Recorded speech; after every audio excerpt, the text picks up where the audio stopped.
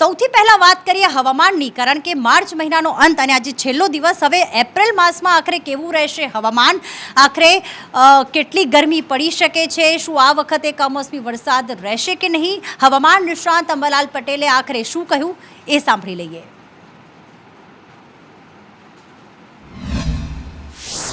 જે હવામાન નિષ્ણાંત છે અંબાલાલ પટેલ, તેમની સાથે વાતચીત કરીશું. કાકા, કેવું વાતાવરણ રહેશે આવનારા દિવસમાં? કારણ કે જે તડકા પડી રહ્યા છે, એપ્રિલ મહિનો કેવો રહેશે? એપ્રિલના પ્રથમ સપ્તાહમાં 7 એપ્રિલ સુધીમાં વાદળવાયુ આવશે અને ગુજરાતના કેટલાક ભાગમાં છાંટા પડવાની શક્યતા રહેશે. જ્યારે એપ્રિલના બીજા સપ્તાહમાં તારીખ 12 થી 15માં હવામાનમાં મોટો પલટો આવશે અને આ પલટાના કારણે રાજ્યના કેટલાક ભાગમાં વરસાદ થવાની શક્યતા રહેશે. એપ્રિલ માસના અંતમાં પણ હવામાન પલટો આવશે, એટલે એપ્રિલ માસમાં આંધી વંટોળનું પ્રમાણ વધશે અને પવનનું પ્રમાણ વધશે. એટલે આ માસ જે છે એમાં લગભગ વંટોળ, આંધી અને સાથે સાથે ગરમી, આકરી ગરમીથી જનધનની કાળજી રાખવાની જરૂર રહેશે. જેની આંધી વંટોળનું જે પ્રમાણ છે એ મે માસમાં પણ રહેવાની શક્યતા રહેશે અને મે માસમાં આકરી લૂ ચાલશે. એપ્રિલ માસની 26 તારીખ આસપાસ 43 ડિગ્રી સેલ્સિયસ જેટલું મહત્તમ તાપમાન થઈ જશે. મે માસમાં 46 ડિગ્રી સેલ્સિયસ જેવું થવાની શક્યતા રહેશે. એટલે બાગાયતી પાકોમાં આંધી વંટોળની અસર રહેશે અને પ્રચંડ ગરમીથી જનધનની કાળજી રાખવી ઈષ્ટ રહે. બનાસકાંઠાના ભાગો, પાલનપુરના ભાગો, ઉત્તર ગુજરાતના ભાગો, કચ્છના ભાગો, ઉપરાંત પૂર્વ ગુજરાતના ભાગો અને ઉત્તર સૌરાષ્ટ્રના ભાગો, દક્ષિણ સૌરાષ્ટ્રના ભાગો, પશ્ચિમ સૌરાષ્ટ્રના ભાગો, દક્ષિણ ગુજરાતના ભાગો, આવડના વલસાડના ભાગો તેમજ મહારાષ્ટ્રના ભાગો, આ બધામાં લગભગ પ્રી મોન્સૂન એક્ટિવિટી શરૂ થઈ જશે. કેમેરા પર્સન મનીષ વાણિયા સાથે આયુષી યાજ્ઞિક, સંદેશ ન્યૂઝ, અમદાવાદ. લોકસભાની ચૂંટણી શરૂ થાય ત્યારબાદ કાર્યકર્તાઓ પ્રચારમાં લાગી જતા હોય છે, રાજકીય રંગ પકડતા હોય છે. પણ આ તો શું થઈ રહ્યું છે? સેન્સ પ્રક્રિયા કરવામાં આવી, તમામ નામો ઉપર મંથન કરવામાં આવ્યું, ઉમેદવાર જાહેર થઈ ગયા અને ત્યારબાદ હવે પ્રચારની જગ્યાએ ક્યાંક પ્રદેશ જે અલગ અલગ આગેવાનો હોય ભાજપના કે પછી કાર્યકર્તાઓ હોય તે વિરોધ તો કરી રહ્યા છે, પરંતુ હવે તો એવો વિરોધ થઈ રહ્યો છે કે તેઓ મારામારી પર ઉતરી રહ્યા છે. આખરે કયા જિલ્લામાં આવી મારામારીની ઘટના બની, એ પણ બે પક્ષના નહીં, એક જ પક્ષના કાર્યકર્તાઓ મારામારી કરી રહ્યા છે. મુદ્દો શું હતો, કયા જિલ્લામાં આ ઘટના બની? અમારા આઉટપુટ હેડ મનીષ પુરોહિત વધુ વિગતો જણાવશે. જી મનીષ. પ્રીતિ, ભારતીય જનતા પાર્ટીના નેતાઓ છે અને અમરેલીની આ ઘટના છે. ગત રાત્રે જે લોહિયાળ કહી શકાય પ્રકારનો આ જંગ થયો ભાજપના જ બે જૂથ વચ્ચે, અને એની પાછળનું કારણ છે બહુ જ રસપ્રદ અને ચોંકાવનારું છે કે ભાજપના જે કપાઈ ગયેલા સાંસદ છે અત્યારના વર્તમાન નારણભાઈ કાછડિયાનું એક જૂથ છે ને બીજી બાજુ કૌશિક વેકરિયા જે ભારતીય જનતા પાર્ટીના અત્યારના જીતેલા ઉમેદવાર છે અમરેલી બેઠકથી અને વિધાનસભામાં ઉપદંડક પણ છે. આ બંને નેતાઓના જૂથ વચ્ચે રીતસરની મારામારી થઈ. મારામારી ત્યાં હદ સુધી થઈ કે સાંસદના ભાઈ કાળુભાઈ પર મોડી રાત્રે ટપાટપી પણ થઈ. આખો ખેલ એવો છે કે ભારતીય જનતા પાર્ટીના ઘણા દાવેદારો હતા પ્રીતિ આ બેઠક પરથી, એમાંથી હિરેન હિરપરા અને બગદાણાવાળાનું નામ સૌથી ઉપર ચર્ચામાં હતું. પરંતુ છેલ્લી ઘડીએ ભારતીય જનતા પાર્ટીના બે મોટા નેતાઓની દખલગીરીથી નામ બદલવામાં આવ્યું એવી પણ વાતો હતી અને નારણ કાછડિયા સહિત બે દાવેદારોના નામ કપાયા અને અચાનક જ ભરત સુતરિયાનું નામ જાહેર થયું. આ વાત જે છે એ નારાજ લોકોને પચી નહીં અને આ જ કારણ રહ્યું કે ગઈકાલ રાત્રે જ્યારે ભૂપેન્દ્રસિંહ ચુડાસમા જ્યારે ત્યાં પ્રભારી છે ને તેઓ બેઠક કરવા માટે ગયા હતા ઉમેદવારના વિરોધના પગલે, જ્યારે એ લોકોને વિરોધ કરવા માટે એક જૂથના લોકો ગયા છે ત્યારબાદ ભૂપેન્દ્રસિંહ ચુડાસમા કહ્યું કે અહીંયા કોઈ ઉમેદવાર બદલવાની વાત નથી. બસ આ જ વાત રહી કે જે એક જૂથના લોકો છે એમને આ વાતનું ખોટું લાગી ગયું અને વાત ધીરે ધીરે બબાલથી લઈને મારામારીને છેલ્લે તો લોહિયાળ સુધી પહોંચી ગઈ, એકબીજાના માથા ફાડી નાખાય એ પ્રકારની પરિસ્થિતિ ઊભી થઈ. સેંકડોની સંખ્યામાં કાર્યકર્તાઓ હોસ્પિટલ પહોંચ્યા. બંને જૂથના લોકો વચ્ચે ભાગાદોડી થઈ, પોલીસ આવી અને પોલીસ પર પણ નારણભાઈ કાછડિયા ખૂબ ખારા થયા. પરંતુ સૌથી મોટી વાત એ છે પ્રીતિ કે ભારતીય જનતા પાર્ટી જે કેડર બેઝ પાર્ટી છે, જે શિસ્તબદ્ધ પાર્ટી ગણાય છે, એમાં પણ ભાજપના જ બે જૂથના લોકો વચ્ચે મારામારી થાય અને ત્યાં સુધી કે એકબીજાના માથા ફોડી નાખવામાં આવે આ પ્રકારનો કદાચ જંગ ભારતીય જનતા પાર્ટીએ છેલ્લા ઘણા સમયથી કદાચ અહીંયા નહીં જોયો. આપણને બધાને ખ્યાલ છે કે આત્મારામના ધોતિયા કાંડ હોય કે પછી ખજુરાહો કાંડ હોય, એ 2-3 જે કાંડ થયા ભારતીય જનતા પાર્ટીની રાજનીતિમાં, પરંતુ ત્યારબાદની જે અત્યારની વર્તમાન લોકસભાની ચૂંટણી છે એમાં જે પ્રકારના ખેલ આપણે જોઈ રહ્યા છે કદાચ ભૂતકાળમાં પણ આવું નહીં થયું હોય. પ્રીતિ, બિલકુલ, એટલે ભૂતકાળમાં ઘણું પ્રથમ વખત થઈ રહ્યું છે આ વખતે, કારણ કે ભારતીય જનતા પાર્ટી હેટ્રિક મારવાની તૈયારી કરી રહી છે કે આ વખતે હેટ્રિક છે, સાથે સાથે 5 લાખથી વધુની લીડથી જીતીશું. પણ આ વિરોધનું શું થશે? કારણ કે સુરેન્દ્રનગરમાં તો વિરોધ હતો જ, રાજકોટમાં તો વિરોધ હતો, પરંતુ હવે તો વિરોધ અમરેલીમાં પણ થઈ રહ્યો છે કે ઉમેદવાર બદલવાની માંગ થઈ રહી છે. આ પ્રથમ વખત થઈ રહ્યું છે એવું નથી, પણ ઘણા વર્ષો પછી આ નવું જોયું છે ભારતીય જનતા પાર્ટીએ કે જ્યાં વિરોધનો વંટોળ પોતાના જ કાર્યકર્તાઓ કહી રહ્યા છે કે આખરે ઉમેદવાર બદલો.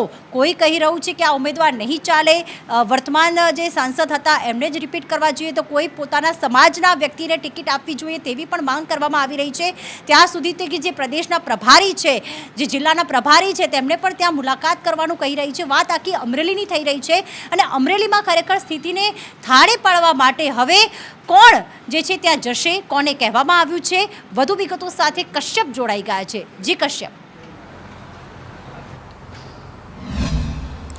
સાબરકાંઠા, સુરેન્દ્રનગર અને હવે આ ઉમેદવાર બદલાવવાનો રોષ જે છે તે અમરેલી સુધી પહોંચ્યો છે અને અમરેલીમાં પણ ઉમેદવાર બદલવા માટે થઈ જોરશોરથી માંગ છે તે થઈ રહી છે. ગઈકાલે કાર્યક્રમો પૂર્ણ કરી ભૂપેન્દ્રસિંહ ચુડાસમા કે જેઓ ક્લસ્ટર પ્રભારી છે અને તે દિલીપ સંઘાણીના નિવાસસ્થાન ખાતે પહોંચ્યા હતા અને અમરેલીના તમામ દિગ્ગજો આ નિવાસસ્થાન ખાતે હાજર હતા અને બધા વચ્ચે એક બેઠક છે તે યોજાઈ હતી ને તેમાં તમામે ચર્ચા કરીને એક વાત સ્પષ્ટ હતી કે ઉમેદવાર અમરેલીમાં બદલવાના નથી. મહત્વનું છે કે જે કોઈ આ લોહિયાળ જંગ થયો, જે કોઈ વિરોધ કરવામાં આવી રહ્યો છે અને તેની પાછળ પાર્ટીના જે એક સિનિયર અમરેલીના નેતા હોવાની વાત છે તે પાર્ટીને ધ્યાને આવીને ત્યારબાદ પાર્ટી છે તે અચાનક હરકતમાં આવી હતી. ગઈકાલે જે પ્રમાણે અમરેલીમાં માથાકૂટ થઈ અને તે તમામ બાબતોથી હાઈકમાન્ડને વાકેફ કરવામાં આવ્યા અને હાઈકમાન્ડ દ્વારા પ્રદેશને સૂચના આપવામાં આવી છે કે અમરેલીમાં કોઈ પણ સંજોગોમાં સ્થિતિ જે છે તે કથળવી ના જોઈએ, જેથી કરીને પ્રદેશ દ્વારા લોકસભા સીટના પ્રભારી છે હકુબા તેને અમરેલી તાત્કાલિક રવાના કર્યા છે. સાથે જ અમરેલી જિલ્લાના જે નેતા છે તેને પણ ત્યાં પહોંચવા માટે થઈ સૂચના આપવામાં આવી અને જે સિનિયર નેતા વાતાવરણ ડહોળવા માટે થઈ સતત પ્રયત્નશીલ છે, સાથે જ ટિકિટ વાંચુક પણ છે અને તેવા નેતાને શાનમાં સમજાવવા માટે થઈ આ હકુબા અને અન્ય એક જે નેતા છે તેને કહેવામાં આવ્યું છે અને જો શાનમાં ના સમજે તો પ્રદેશમાં તેનો રિપોર્ટ કરવો. ત્યારબાદ હાઈકમાન્ડને એક વખત આ અંગે જાણકારી આપી અને પાર્ટી આ જે નેતા છે તેની સામે સસ્પેન્શન સુધીના પગલાં લેવા માટે થઈને પણ તૈયારી જે છે તે કરી ચૂકી છે. ત્યારે હવે અમરેલીનો મામલો કોઈપણ સંજોગોમાં થાળે પાડવા માટે થઈ અને ભાજપ જે છે તે સક્રિય થયું છે. બિલકુલ, ભારતીય જનતા પાર્ટી સક્રિય થઈ ચૂક્યું છે. પણ આ જો 3 બેઠકની વાત કરીએ ને, સુરેન્દ્રનગર છે, સાબરકાંઠા છે, અમરેલી છે, ત્યાં એવી વાત છે કે ઉમેદવાર બદલવામાં આવે કારણ કે આ ઉમેદવાર અમારા માટે સ્વીકાર્ય નથી. પણ એક એવી બેઠક છે આ 26માંથી કે જેમાં ઉમેદવાર તો સ્વીકાર્ય હતા, પરંતુ એમના એક નિવેદનના કારણે ક્ષત્રિય સમાજ રોષમાં થઈ ગયો છે.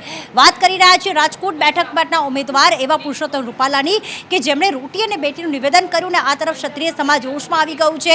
ક્યાંક આવેદનપત્ર આપવામાં આવી રહ્યા છે અને રોષ એટલો વધી ગયો છે કે ક્યાંક ખેડામાં તો પીઆઈને આવેદનપત્ર આપવામાં આવ્યું, એક આખું સંગઠન બનાવવામાં આવશે અને ઘરે ઘરે જઈને ક્ષત્રિય સમાજ જે છે એ પુરુષોત્તમ રૂપાલાને વોટ નહીં આપવા કે તેને બદલવાની એક માંગ કરવામાં આવશે. એટલે કે આંદોલનને માત્ર ગુજરાત સુધી જ નહીં દેશભર સુધી લઈ જવા માટે આહવાન આ ક્ષત્રિય સમાજ કરી રહ્યું છે.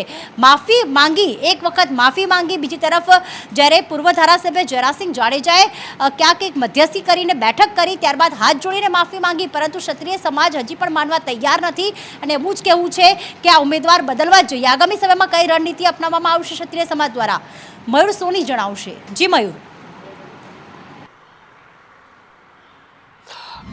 પ્રીતિ, ચોક્કસપણે ક્ષત્રિય સમાજનો રોષ, ખાસ કરીને ક્ષત્રિય સમાજની મહિલાઓ છે તેનો રોષ હતું સમવાનું નામ નથી લેતો. હવે એલાન કરવામાં આવ્યું છે કે સૌરાષ્ટ્રભરના ક્ષત્રિય સમાજના આગેવાનો અને સમાજની અલગ અલગ સંસ્થાઓ છે તેમને સાથે જોડીને એક સંઘર્ષ સમિતિની રચના કરવામાં આવશે. પહેલા બેઠક યોજવામાં આવશે અને ત્યારબાદ મહાસંમેલન યોજવામાં આવશે. જ્યાં સુધી બીજેપી રાજકોટના ઉમેદવાર એટલે કે પુરુષોત્તમ રૂપાલાના બદલે અન્ય કોઈ ઉમેદવાર નહીં મૂકે ત્યાં સુધી ક્ષત્રિય સમાજનો વિરોધ છે તે રાજકોટની બેઠક ઉપર યથાવત રહેશે. એટલું જ નહીં, પરંતુ જો ટૂંક સમયમાં જ આ નિર્ણય નહીં લેવામાં આવે તો આગામી દિવસોની અંદર સૌરાષ્ટ્ર જ નહીં પરંતુ સમગ્ર ગુજરાત અને ત્યારબાદ દેશભરની અંદર કરણી સેના અને ક્ષત્રિય સમાજના અલગ અલગ જે સંગઠનો છે તેના માધ્યમથી બીજેપીનો વિરોધ કરવામાં આવશે. એટલે રાજકોટની એક બેઠકને લઈને જ્યારે આ પ્રકારનું એક ક્ષત્રિય સમાજનું નિવેદન સામે આવ્યું છે અને આ પ્રકારની રણનીતિ સામે આવી છે, ચોક્કસ કહી શકાય કે બીજેપીના નેતાઓ માટે ચિંતાનો વિષય છે. સાથે જ ક્ષત્રિય સમાજ છે હવે રણનીતિના ભાગરૂપે અલગ અલગ જિલ્લા અને અલગ અલગ તાલુકાઓ છે તેને પણ જોડશે અને ક્ષત્રિય સમાજના જેટલા પણ ઘર છે ત્યાં સુધી પુરુષોત્તમ રૂપાલાએ જે પ્રકારે વાત કરી હતી તે વાતને પહોંચાડશે અને સંઘર્ષને આગળ વધારશે. એટલે કહી શકાય કે લોકસભાની ચૂંટણીની અંદર રાજકોટ છે એક ક્લીન સ્વીપ હતું બીજેપી માટે, પરંતુ રૂપાલાના જે એક નિવેદનના કારણે હવે આ બેઠક છે હવે ચર્ચાસ્પદ બની છે અને સાથે સાથે ક્ષત્રિય સમાજના વિરોધનો ભોગ પણ બની ગઈ છે. બિલકુલ, ખૂબ સાચી વાત કહી મયુરે કે ક્લીન સ્વીપ જેવી સ્થિતિ હતી કે રાજકોટ બેઠક તો 5 લાખથી વધુની લીડ સાથે જીતશે જ, પરંતુ ક્યાંક એક નિવેદનના કારણે પુરુષોત્તમ રૂપાલા ચર્ચામાં આવી ગયા રહ્યા છે, આ બેઠક ચર્ચામાં આવી ગઈ છે અને સંઘર્ષ સમિતિની વાત પણ કરવામાં આવી રહી છે. પુરુષોત્તમ રૂપાલા હવે અલગ અલગ જગ્યાએ જ્યાં પણ તેઓ કાર્યક્રમ કરવા જાય છે ત્યારે ચોક્કસથી એમને સવાલ તો પૂછવામાં આવે જ છે કે આખરે ક્ષત્રિય સમાજનો આ જે વિરોધ છે તેનું શું છે. રૂપાલાએ ક્ષત્રિય સમાજના વિરોધ અંગે બોલવાનું અહીંયા ટાળ્યું હતું. ઉદ્ઘાટન કાર્યક્રમમાં હાજરી આપી પુરુષોત્તમ રૂપાલા ક્યાંક રવાના પણ થયા હતા. ખાનગી લો ફોર્મના ઉદ્ઘાટન માટે તેઓ ગયા હતા અને ત્યાં તેમણે આ વાતનું નિવેદન આપવાનું ટાળ્યું હતું.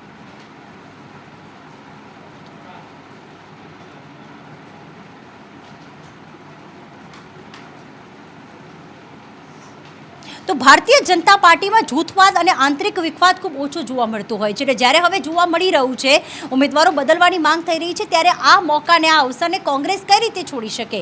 કોંગ્રેસ અલગ અલગ પ્રકારે આક્ષેપ કરી રહી છે કે ભારતીય જનતા પાર્ટીમાં પણ જૂથવાદ છે, આંતરિક મતભેદ છે.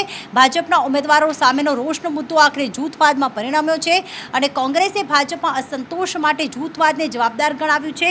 એવું કહ્યું છે કે ભારતીય જનતા પાર્ટીમાં અલગ અલગ જગ્યાએ ક્યાંક વિરોધ થઈ રહ્યો છે. આ જે આખું જે નિવેદન કર્યું છે મનીષ દોશીએ કર્યું છે કે આ જે જૂથવાદ છે ભારતીય જનતા પાર્ટીમાં હવે પરાકાષ્ઠાએ પહોંચી ગયું છે અને હવે રસ્તા ઉપર આખું આંદોલન આવી ગયું છે.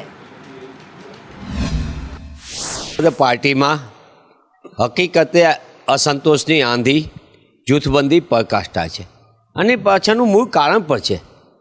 જૂના પાયાના કાર્યકર્તાઓ આગેવાનો વર્ષોથી પોતાની મહેનત સિંચનથી પાર્ટી ઊભી કરી હોય એવા વિચારધારા સાથે સંકળાયેલું એક જૂથ છે આખું, જે અત્યારે બિચારા કોરાને મુકાના છે, એનું અપમાન થાય, અવગણના થાય એવું એક મોટું જૂથ છે.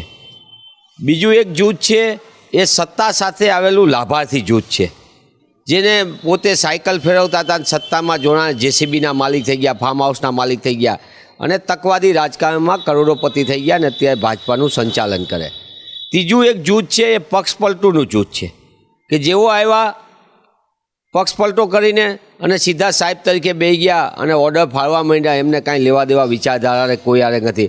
એમને આ એ 2014નું ભારત નથી કે જ્યારે યુપીએ આખા પેપરની અંદર પોતાના ભ્રષ્ટાચારથી આખા પેપરો ભરાઈ ગયા હતા અને આદરણીય પ્રધાનમંત્રી મનમોહન સિંહને એવું કહેવું પડતું હતું કે અપનો કે બીચ મેં ભી જાને મેં અબ શર્મ આતી હૈ. અને જ્યાં સુધી જૂથવાદની વાત છે તો એના માટે કોંગ્રેસ ઇઝ ઇક્વલ ટુ જૂથવાદ, કારણ કે પરિવારવાદ હોય, પ્રાંતવાદ હોય, ડિવાઈડ અને રૂલ કરોની જે તમારી નીતિ છે અને તુષ્ટિકરણની રાજનીતિ, એનો પર્યાય ખુદ કોંગ્રેસ છે. અને ક્યાંય દૂર જવું નથી. તમે અમારા કાર્યકર્તા અને નેતાઓની ચિંતા ના કરો. ચૂંટણી નજીક હોય અને ભારતીય જનતા પાર્ટી અને કોંગ્રેસના નેતા તો આમને સામને આવતા જ હોય છે. મનીષ દોશી અને શ્રદ્ધા રાજપૂતનું નિવેદન આપણે સાંભળી લીધું, પરંતુ આ યુદ્ધ નિવેદનો જે છે એ તમામ સોશિયલ મીડિયા ઉપર પણ થવા લાગ્યા છે. ક્યાંક પરેશ ધાનાણી કહી રહ્યા છે કે 3 એકા સમય વિરોધ થઈ રહ્યો છે, તો બીજી તરફ ક્યાંક CR પાટીલને એક્સપોઝ કરવા પડી, ભારતીય જનતા પાર્ટીને બી એક્સપોઝ કરવી પડી કે અમને કાર્યકર્તાઓમાં તમામ લોકોમાં શ્રદ્ધા છે. આખો જે વિવાદનો મુદ્દો છે હવે ક્યાંક જે છે એકબીજા પર આવી ગયો છે અને ક્યાંક એક્સપોઝ કરીને સોશિયલ મીડિયા પર એકબીજા પર આક્ષેપ કરવામાં આવી રહ્યું છે. આ પહેલાં પણ પરેશ ધાનાણીએ કવિતાના મારફતે પોસ્ટ કરી હતી. હવે આખો મુદ્દો શું છે, ભાજપ કોંગ્રેસ કઈ રીતે સોશિયલ મીડિયા પર કટાક્ષ કરતા નજરે પડ્યા, પ્રતિક માહિતી આપશે. જી પ્રતિક. જ્યારે પણ ચૂંટણી હોય છે ત્યારે એવું સંભળાતું હોય છે કોંગ્રેસમાં કકડાટ છે, પરંતુ આ વખતે જ્યારે લોકસભાની ચૂંટણી આવી છે ત્યારે માહોલ કંઈક અલગ જ છે. હવે કોંગ્રેસના બદલે કમલમમાં કકડાટ જોવા મળી રહ્યું છે અને આજકાલથી કોંગ્રેસના નેતાઓ ગેલમાં આવી ગયા છે અને અલગ અલગ સોશિયલ મીડિયાના મારફતે તેઓ પોતાની પ્રતિક્રિયા આપતા રહે છે.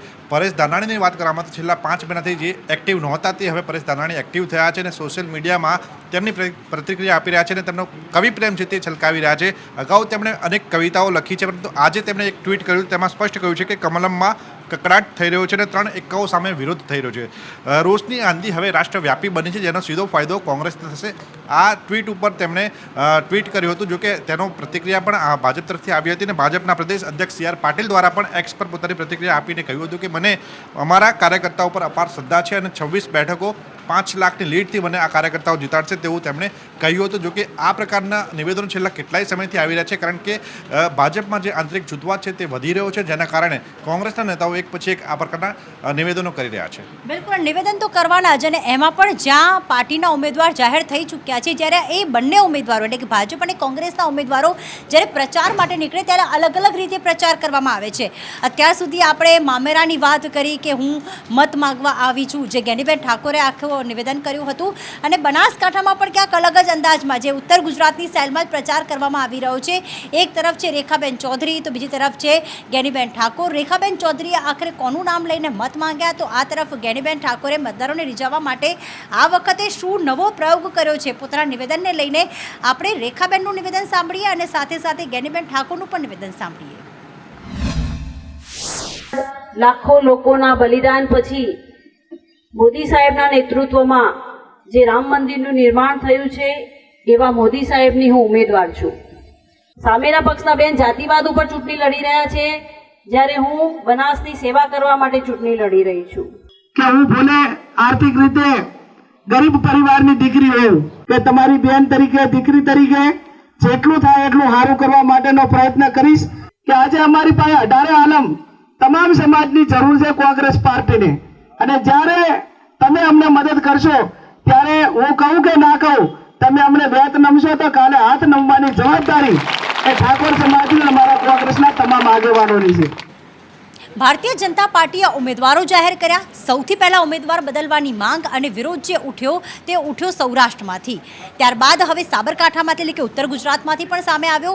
એવું લાગતું હતું કે દક્ષિણ ગુજરાતમાં તો આ વિરોધ નહીં થાય પરંતુ આ વલસાડથી પણ એ જ અહેવાલ સામે આવી રહ્યા છે. વલસાડમાં પણ અલગ અલગ જગ્યાએ પોસ્ટર્સ લાગ્યા છે અને ત્યાં પણ ઉમેદવાર બદલવાની આખરે માંગ કરવામાં આવી રહી છે. આખો મુદ્દો શું છે? શા માટે ઉમેદવાર બદલવાની માંગ? વલસાડમાં કઈ કઈ જગ્યાએ આવા પ્રકારના પોસ્ટર્સ લાગ્યા છે? વધુ વિગતો સાથે રાજન રાજપૂત જોડાઈ ગયા છે. જી રાજન. જી બિલકુલ પ્રીતિ, આપને જણાવું તો આપણે જે પ્રમાણે વાત કરી તો આ વિરોધનો વંટોળ, વિરોધની શરૂઆત જે છે એ સૌરાષ્ટ્રમાંથી થઈ અને એ ઉઠેલો વિરોધ હવે દક્ષિણ ગુજરાતમાં પણ પહોંચ્યો છે. દક્ષિણ ગુજરાતની જે વલસાડ લોકસભા બેઠક છે તેના જે ભાજપના ઉમેદવાર છે ધવલ પટેલ તેને બદલવા માટેની માંગ ઉઠી રહી છે અને ધવલ પટેલ વિરુદ્ધ પોસ્ટર છપાઈ ચૂક્યા છે, પોસ્ટર લાગી ચૂક્યા છે અને ત્યારબાદ હવે બેનરો લાગ્યા છે. ધવલ પટેલ વિરુદ્ધ પત્રિકાઓ પણ ફરતી થઈ હતી અને હવે વલસાડ લોકસભા બેઠકની અંદર આવતી વાંસદા વિધાનસભા બેઠકના જે ગ્રામ્ય વિસ્તારો છે જેમ કે સિંગાડ છે, કંબોયા ગામ ગ્રામ્ય વિસ્તારો છે ત્યાં બેનરો લાગ્યા છે અને વિરોધ શરૂ થયો છે. બિલકુલ આભાર તમામ વિગતો માટે. તો ભલે વિરોધ થતો હોય પરંતુ અલગ અલગ જગ્યાએ જે કાર્યાલયો છે કારણ કે લોકસભાની ચૂંટણી છે અલગ અલગ જિલ્લામાં કાર્યાલય શરૂ થવાની શરૂઆત થઈ ચૂકી છે. આજે જૂનાગઢ ખાતે ભારતીય જનતા પાર્ટીનું કાર્યાલયનું ઉદ્ઘાટન કરવા માટે પ્રદેશ અધ્યક્ષ CR પાટીલ પહોંચ્યા હતા. આ પ્રસંગે તેમણે શું કહ્યું એ સાંભળીએ.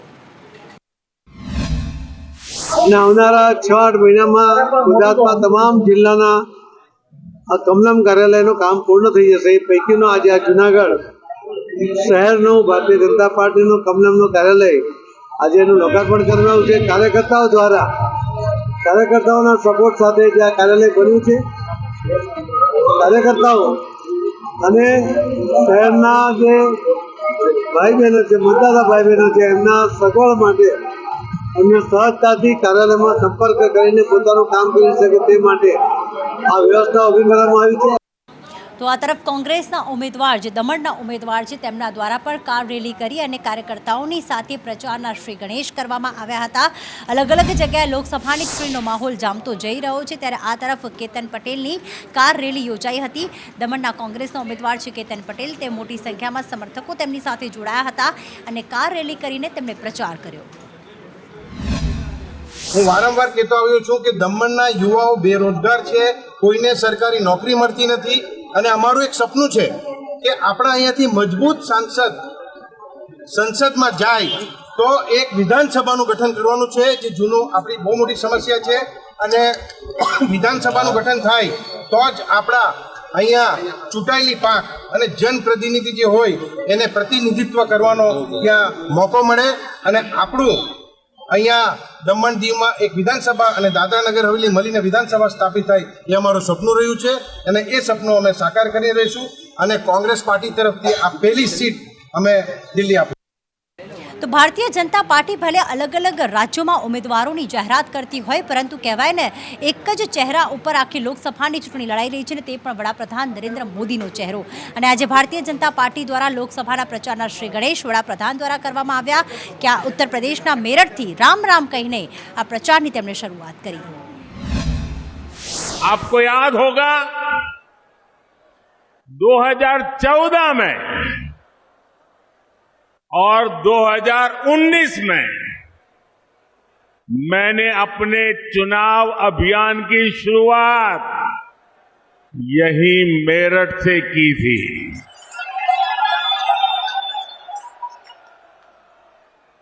अब 2024 के चुनाव की पहली रैली मेरठ में ही हो रही है। साथियों, 2024 का ये चुनाव सिर्फ एक सरकार बनाने का चुनाव नहीं है। कौन सांसद बने कौन न बने इसका चुनाव नहीं है। 2024 का चुनाव विकसित भारत बनाने के लिए है। તો એક તરફ વડાપ્રધાન નરેન્દ્ર મોદી ઉત્તર પ્રદેશના મેરઠથી પ્રચારના શ્રી ગણેશ કર્યા, તો બીજી તરફ આજે દિલ્હીમાં રામલીલા મેદાન કે જે હંમેશા આંદોલન વિરોધ માટે ઓળખાય છે, ત્યાં ઇન્ડિયા એલાયન્સના તમામ જે પક્ષો હતા તે એકઠા થયા હતા. રાહુલ ગાંધી હતા, શરદ પવાર હતા, ઉદ્ધવ ઠાકરે, અખિલેશ યાદવ, આ તમામ લોકો એકઠા થયા હતા. અને સાથે જ રાહુલ ગાંધીએ વાત કરી હતી કે અમારા સૌથી મોટી વિપક્ષી પાર્ટી છે તેમ છતાં અમારા અકાઉન્ટ ફ્રીઝ કરવામાં આવ્યા છે. આ પ્રસંગે રાહુલ ગાંધીએ શું કહ્યું એ સાંભળી લઈએ. और ये मैच फिक्सिंग क्यों हो रही है? भाइयों और बहनों, इसका सिर्फ एक लक्ष्य है कि हिंदुस्तान का संविधान, जिसने इस देश के गरीब लोगों को भविष्य दिया, सपने देखने का हक दिया, उस संविधान को हिंदुस्तान के गरीब जनता से के हाथ से छीनने के लिए यह मैच फिक्सिंग की जा रही है। और मैं आपको बताना चाहता हूं कि जिस दिन यह संविधान खत्म हो गया, उस दिन यह हिंदुस्तान नहीं बचेगा। ભારત દેશની જનતા એ ધર્મપ્રેમી જનતા છે ને એટલા જ માટે શ્રી રામનું મંદિર હોય કે વિશ્વ ઉમિયા ધામનું મંદિર હોય, દરેક લોકો દૂર દૂરથી આ મંદિરે દર્શન કરીને પોતાની આસ્થા વ્યક્ત કરતા હોય છે. પરંતુ અહીંયા તો અમેરિકાના ન્યૂયોર્ક ટાઈમ્સ સ્ક્વેર ઉપર પણ આજે ક્યાંક રામ મંદિર તો પહેલાં છવાયું હતું, પરંતુ શ્રી વિશ્વ ઉમિયા ધામ પણ અહીંયા જોવા મળ્યું હતું. કેવા દ્રશ્યો સર્જાયા હતા જ્યારે ન્યૂયોર્કના ટાઈમ્સ સ્ક્વેર પર વિશ્વ ઉમિયા ધામ છવાયું. વધુ વિગતો સાથે નિકુલ જોડાઈ ગયા છે. જી નિકુલ. જે બિલકુલથી વિદેશી ધરતી ઉપર રામ મંદિર બાદ વિશ્વ ઉમિયા ધામનો જે જયઘોષ છે તે અત્યારે જોવા મળ્યો હતો. 600 કરતાં વધુ જે એનઆરઆઈ છે તે આ જયઘોષની અંદર જોડાયા હતા અને ટાઈમ્સ સ્ક્વેર ઉપર મા ઉમિયાના નાદનો નાદ છે તે અત્યારે ત્યાં ગુંજ્યો હતો. મહત્વની વાત છે કે 5 મિનિટનો જે વિડીયો છે તે વિશ્વ ઉમિયા ધામનો પણ જે છે તે ત્યાં બતાવવામાં આવ્યો હતો. પહેલીવાર એવું થયું કે રામ મંદિર બાદ જે છે તે વિશ્વ ઉમિયા ધામનું પણ જે છે તે વિદેશની ધરતી ઉપર જે છે તે જયઘોષ થયો હોય અને તેમાં એનઆરઆઈ જે ગુજરાતીઓ છે તેની સાથે સાથે જે વિદેશી લોકો છે તે પણ તેમાં સામેલ થયા હતા અને ગરબે ઘૂમતા જોવા મળ્યા હતા. કાકા, ભારત દેશમાં અત્યારે બે ચર્ચા છે. એક ચર્ચા છે લોકસભાની ચૂંટણીનો અને બીજી ચર્ચા છે આઈપીએલ મેચનો. અને આજે અમદાવાદમાં ક્યાંક ક્રિકેટ રસિકો આઈપીએલના ફીવરમાં રંગાઈ ગયા છે. આજે ટક્કર છે ગુજરાત ટાઇટન્સ અને હૈદરાબાદ વચ્ચે. ખાસ ગુજરાત ટાઇટન્સ અને એસઆરએચ વચ્ચે જ્યારે મેચ યોજાઈ રહી છે ત્યારે દૂર દૂરથી આ મેચને જોવા માટે ક્રિકેટ પ્રેમીઓ જે છે અમદાવાદના મોટેરા સ્ટેડિયમ ખાતે આવી પહોંચ્યા છે, નરેન્દ્ર મોદી સ્ટેડિયમ ખાતે આવી પહોંચ્યા છે. અમદાવાદના નરેન્દ્ર મોદી સ્ટેડિયમમાં આઈપીએલની બીજી અને ગુજરાત ટાઇટન્સની આજે ત્રીજી મેચ રમાવા જઈ રહી છે, ત્યારે ક્રિકેટ રસિકોમાં ખૂબ મોટો ઉત્સાહ જોવા મળી રહ્યો છે. મોટી સંખ્યામાં ક્રિકેટ રસિકો ભર ઉનાળે પણ આ મેચ જોવા માટે આવી રહ્યા છે. અલગ અલગ જિલ્લામાંથી પણ ક્રિકેટ રસિકો આ મેચ જોવા માટે આવી રહ્યા છે. આજની મેચમાં શું કહેવું છે? આજની મેચમાં શુભમન ગિલ ચાલે, એક જ ચાલે ગુજરાત. બિલકુલ. ગુજરાતની ટીમની જો વાત કરવામાં આવે તો ગુજરાતની ટીમના કયા ખેલાડીઓ ખૂબ સારું પરફોર્મ કરી શકે છે અને હાર્દિક પંડ્યાના ગયા પછી ગુજરાતની ટીમની શું અસર પડશે? ગુજરાત સપોર્ટિંગ છે, ગુજરાત જીતશે. હાર્દિક પંડ્યા રહે કે ન રહે કોઈ ફરક નથી પડતો. ટીમ વધુ મજબૂત બની છે. સામાન રાખવા માટે જે બહારથી આવે છે એના માટે એક વ્યવસ્થા હોવી જોઈએ, સુવિધા હોવી જોઈએ. અમે અહીંયા સામે 50 ને 200 રૂપિયા આપી અને એ સામાન રખાવ્યો છે જે એકદમ સરાસર લૂંટ છે. કેમેરા પર્સન મુકેશ પરીખ સાથે પ્રતીક જાદવ, સંદેશ.